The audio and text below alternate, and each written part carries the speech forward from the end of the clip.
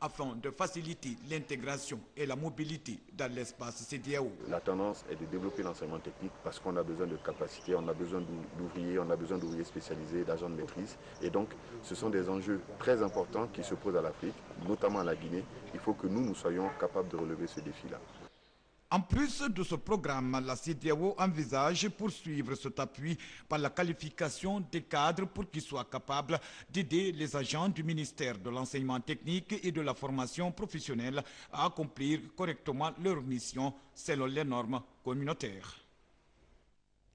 L'école d'excellence professeur Alpha Condé, située à la Cité de l'Air, a effectivement commencé les cours. Le ministère de l'enseignement préuniversitaire et de l'éducation civique a remis un lot de matériel didactique aux 480 élèves de l'école en guise d'encouragement. Amadou Touré, reportage. Avec ses 480 élèves, dont 148 filles, le lycée d'excellence professeur Alpha Condé a débuté effectivement les cours. Première école des lauréats des examens nationaux, cet établissement d'enseignement public comporte 2 blocs à 4 niveaux chacun, un centre informatique, un restaurant, un amphithéâtre, 24 salles de classe et 46 enseignants. Ces meilleurs des écoles de la capitale ont bénéficié de leur premier outil de travail de la part de l'État à l'occasion de l'ouverture des classes. Je me suis lancée avec beaucoup de concentration, beaucoup d'efforts. J'ai fourni d'excellents efforts pour être ici aujourd'hui, mais je rends aussi louange à Dieu. À la tête d'une forte délégation scolaire, le chef de cabinet du ministère de l'enseignement préuniversitaire et de l'éducation civique est revenu sur toute la dimension stratégique de cette école dans l'ambition de l'excellence de l'enseignement guinéen. Le défi est encore grand parce que, je ne vous apprends rien, il y a des élèves ici qui ont quitté des grandes écoles, qui sont beaucoup prisées. Donc je disais, le défi est grand. Lorsque on dit qu'ils rentrent ici excellents, ils doivent en sortir excellents. J'avais peur en rentrant. Mais aujourd'hui, j'avoue, j'ai le cœur tranquille parce que la détermination que j'ai vue avec le corps professoral, je suis convaincu qu'au bout de l'année, nous serons grands. Il faut signaler que l'école d'excellence professeur Alpha Condé ne comporte pas le cycle primaire pour cette première année de sa création et que l'État compte instaurer le système d'internat avec la construction très prochainement d'un complexe à Dubrika.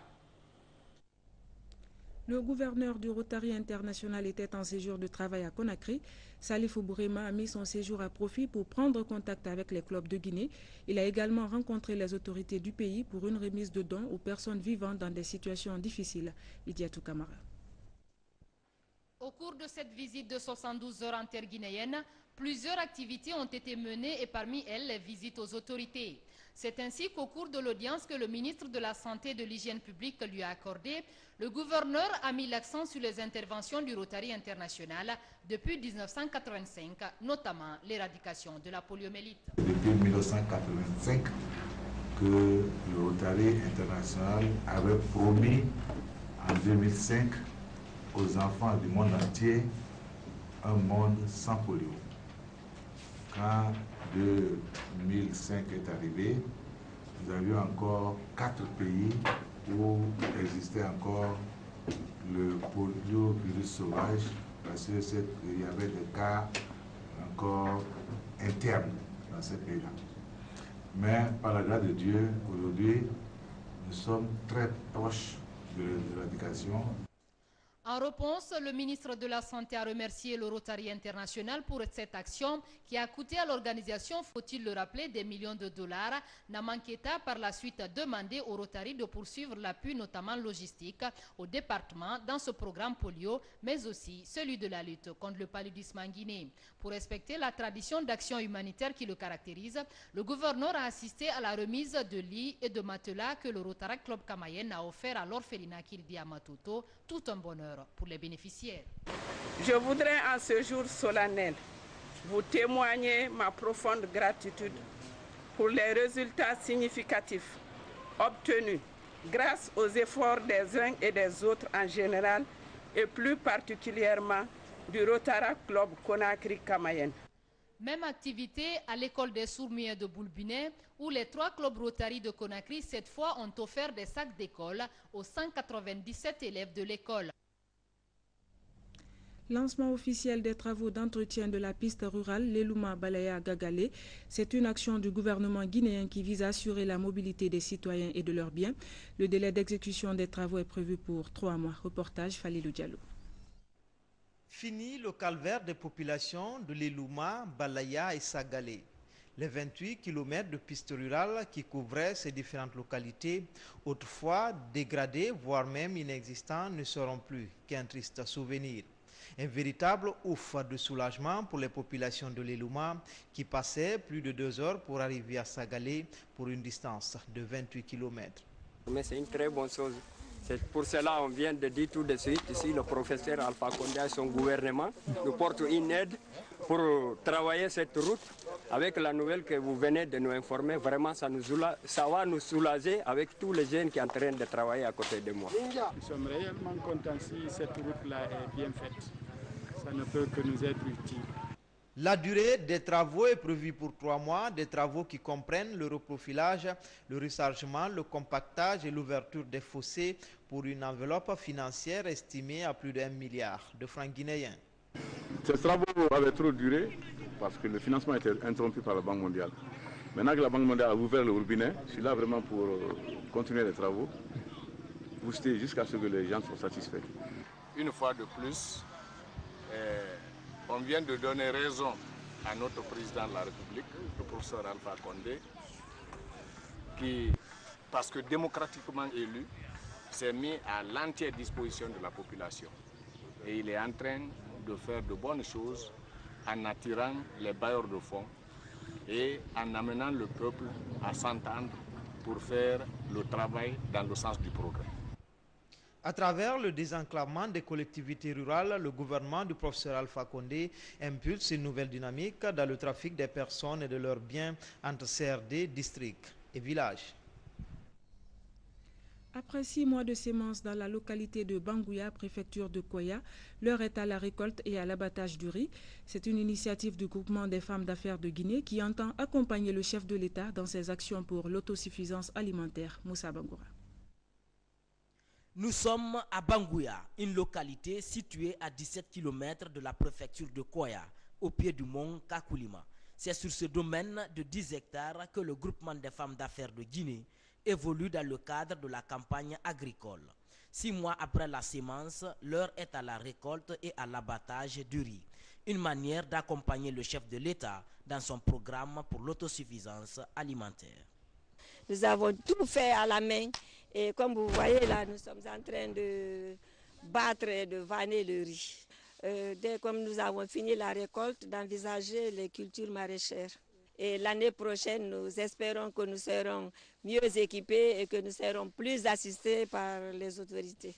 On a toute la chance. Quand tu sèmes un sac, tu as banalement 10 sacs de récolte. Il n'y a pas un autre intérêt qui dépasse l'agriculture dans ce pays-là. Un travail qui n'a pas été du tout facile selon ces femmes. Pas de produits phytosanitaires et autres outillages agricoles leur permettant d'atteindre ces objectifs. Il y a assez de difficultés parce que la main-d'œuvre est locale.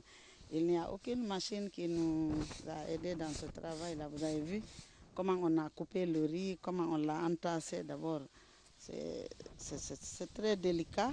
Et comment les gens, nous-mêmes, on a tapé ici pour avoir, s'il y avait les appareils proprement dit pour la culture, on n'aurait pas eu toutes ces difficultés-là. Nous demandons au chef de l'État de nous aider à avoir des enjeux pour que l'année prochaine, on puisse faire le double.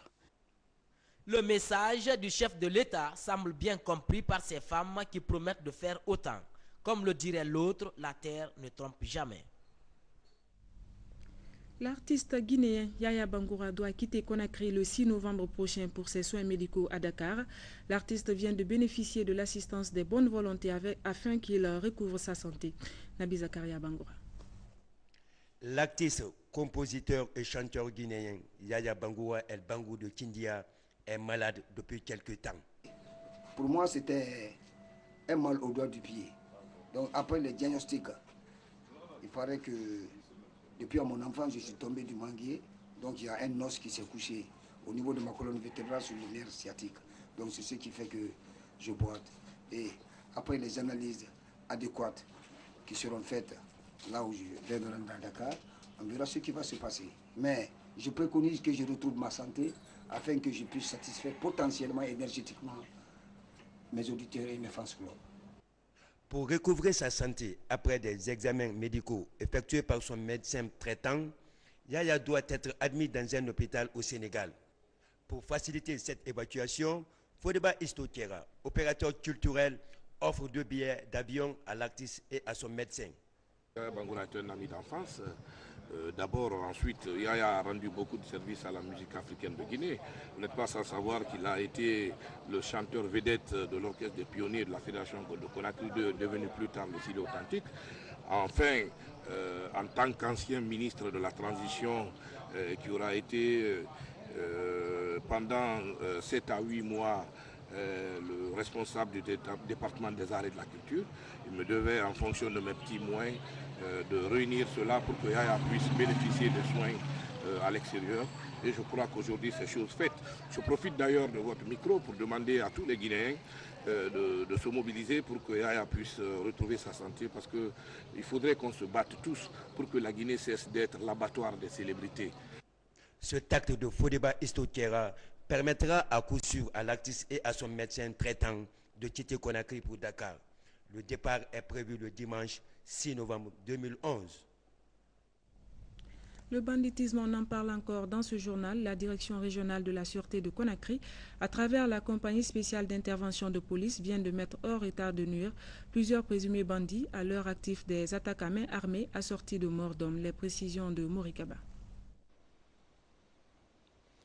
10 présumés bandits repartis en 2 gangs viennent de tomber dans les filets de la compagnie spéciale d'intervention de police basée à la direction régionale de la sûreté de Conakry. Le premier gang est accusé d'être responsable de plusieurs attaques à main armée perpétrées à Conakry et environ. Beaucoup d'armes de guerre et de munitions ont été saisies sur le gang. Le deuxième groupe est spécialiste en vol d'objets divers, notamment des groupes électrogènes. Ils ont procédé à 6 opérations d'attaque à main armée dans ces différents quartiers de Conakry. Ils sont là aujourd'hui, complètement neutralisés, hors d'état de nuire, grâce à la perspicacité des agents CSIP de la sécurité urbaine de Conakry. Ils ont à leur actif également 2 meurtres. 2 meurtres. Le premier, c'est un vieux qui se trouve, un vieux âgé de 65 ans, Bobo Diallo, dans le quartier Yataya, Simantiri. Le deuxième cas, c'est le cas de l'agent de police qui a été tué à Concasseur. Et là encore, ce meurtre a été ordonné par Fotedi, Magué Kamara dit Fotedi. Le deuxième gang qu'on va vous présenter concerne 5 éléments. Les 4 ont été pris dans la commune de Mbatam. Ils ont dévalisé une boutique. Voici les effets qu'ils ont subis.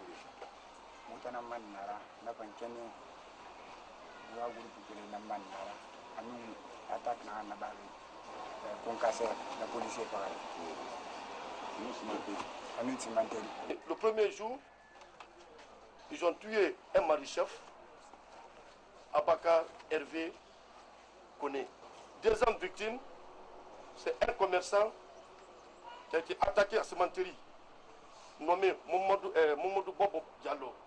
C'est le même groupe, Mangué, qui est le chef de file. C'est le restant de Souka. C'est le même groupe. Troisième victime, le garde-corps du directeur général de la police nationale, MDLCF Ibrahim Massouri Kamara. C'est le même groupe qui sont allés attaquer le domicile du directeur général de la police nationale.